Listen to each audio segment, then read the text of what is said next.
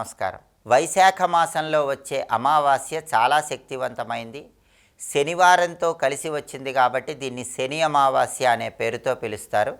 అలాగే వైశాఖ అమావాస్య శనైశ్చర జయంతిగా జరుపుకోవాలని ధర్మశాస్త్ర గ్రంథాల్లో చెప్పడం జరిగింది. ఈరోజు అత్యంత శక్తివంతమైన రోజు. దానికి కారణం ఏంటంటే అమావాస్య శనివారము కలిసి వచ్చినాయి. అందులోనూ శనైశ్చరుడి జయంతి కూడా వచ్చింది. అందుకే శనైశ్చర జయంతి శని అమావాస్య సందర్భంగా ఈరోజు శని పూజ చేయటం ద్వారా విశేషమైన శుభ ఫలితాలు చేకూరతాయి. శని పూజ ఎలా చేయాలంటే ఈరోజు ఉదయం పూట నవగ్రహ ఆలయంలో శనైశ్చరుడి విగ్రహం దగ్గరకు వెళ్ళి నువ్వుల నూనెతో అభిషేకం చేసుకుంటే ఆరోగ్య సమస్యలు తొలగిపోతాయి. కొబ్బరి నీళ్లతో అభిషేకం చేసుకుంటే ఆర్థిక ఇబ్బందుల నుంచి బయటపడవచ్చు, ఆదాయ మార్గాలు పెంపొందింపజేసుకోవచ్చు. శనైశ్చరుడికి నీలం రంగు పుష్పాలంటే ప్రీతిపాత్రం కాబట్టి నవగ్రహ ఆలయంలో శని విగ్రహం దగ్గర కొన్ని నీలం రంగు పుష్పాలుంచి నమస్కారం చేసుకోండి. అలాగే శని భగవానుడికి జమ్మి ఆకులంటే ప్రీతిపాత్రం కాబట్టి జమ్మి ఆకులు కొన్ని శని విగ్రహం పాదాల చెంత నవగ్రహ ఆలయంలో ఉంచినా కూడా శని భగవానుడి అనుగ్రహానికి సులభంగా పాత్రలు కావచ్చు. ఒక పిడికెడు రాళ్ల ఉప్పు కూడా శని విగ్రహం పాదాల చెంత ఉంచటం ఉత్తమ ఫలితాలు కలిగింపజేస్తుంది. అలాగే నలుపు రంగు వస్త్రాన్ని నవగ్రహ ఆలయంలో శనైశ్చరుడికి సమర్పిస్తే చాలా మంచిది. అయితే శని జయంతి కాబట్టి అందరూ కూడా దేవాలయానికి వెళ్ళేటప్పుడు నలుపు రంగు వస్త్రాలు ధరిస్తే చాలా మంచిది. నలుపు వస్త్రాలు ధరించి నవగ్రహాలయంలో శని విగ్రహానికి తైలాభిషేకాలు చేసుకోవటం, నీలరంగు పుష్పాలతో పూజ చేయటం చేస్తే ఆయన అనుగ్రహానికి సులభంగా పాత్రలు కావచ్చు.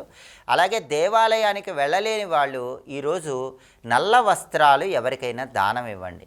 అంటే దేవాలయంలో బ్రాహ్మణులకు కానీ దగ్గరలో ఉన్న బ్రాహ్మణులకు కానీ నలుపు రంగు వస్త్రాలు దానం ఇవ్వటం ద్వారా కూడా జాతకపరమైన శని దోషాలు, రాశిపరంగా ఉన్న శని దోషాల నుంచి బయటపడవచ్చు.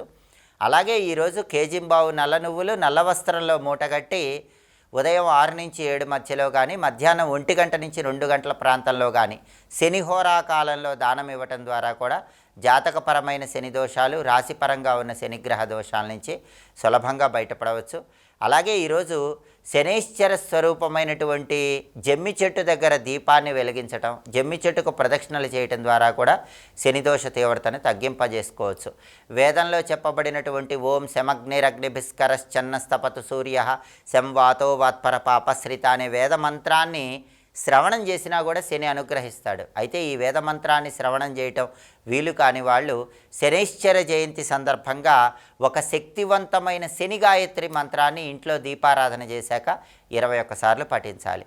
అంటే దేవాలయానికి వెళ్ళి నవగ్రహాలయంలో శనికి పూజలు చేయలేని వాళ్ళు దానికి ప్రత్యామ్నాయంగా ఇంట్లో దీపం పెట్టాక ఈ శని గాయత్రి మంత్రాన్ని 21 సార్లు పఠించినా కూడా శని భగవానుడి సంపూర్ణమైన అనుగ్రహం కలుగుతుంది. జాతకపరమైన శనిగ్రహ దోషాలు, రాశిపరంగా ఉన్న శనిగ్రహ దోషాల నుంచి సులభంగా బయటపడవచ్చు. ఆ శక్తివంతమైన శని గాయత్రి మంత్రం ఏంటో ఇప్పుడు మనం చూద్దాం. ఓం ఖగధ్వజాయ విద్మహే ఖడ్గహస్తాయ ధీమహి తన్నో మందః ప్రచోదయాత్. ఇది మంత్రం. ఈ మంత్రం 21 సార్లు ఇంట్లో దీపం పెట్టాక పఠించినా కూడా సంపూర్ణంగా శని భగవానుడి అనుగ్రహానికి సులభంగా పాత్రలు కావచ్చు. ఈరోజు ఎక్కడైనా సరే ప్రసిద్ధ శని క్షేత్రంలో పూజలు నిర్వహించుకుంటే అద్భుతమైన శుభ ఫలితాలు చేకూరతాయి.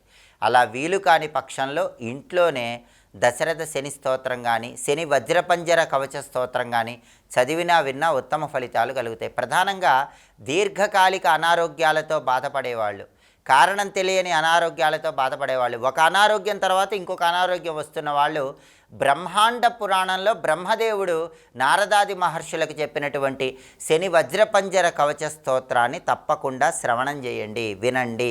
ఎందుకంటే ఈ శని వజ్రపంజర కవచ స్తోత్రంలో శరీరంలో ఒక్కొక్క అవయవాన్ని శనిదేవుడు ఎలా కాపాడతాడో చెప్పారు.